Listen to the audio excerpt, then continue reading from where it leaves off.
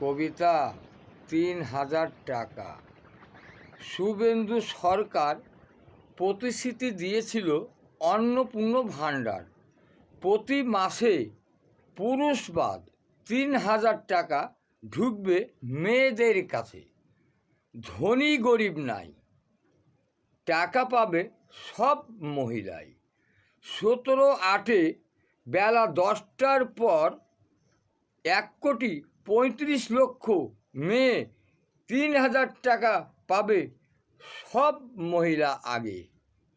মেয়েদেরকে করো হাত, তবেই করবে ভোটে পাস।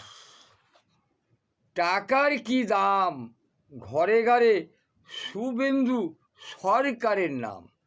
হারবে না আর শুভেন্দু সরকার। 1,500-এ 3,000 ভাতার, বেকার ভাতা মাসে 1,500 টাকা। মহিলারা দিবে ভোট, সব মহিলা একজোট। 3,000 টাকার লোভ। পুরুষের মন অনেক রকম, ভোট না দিলেও হবে। মেয়েরা ভোট দিবে শুভেন্দু সরকারকে আগে। কবিতা নারায়ণ হালদার।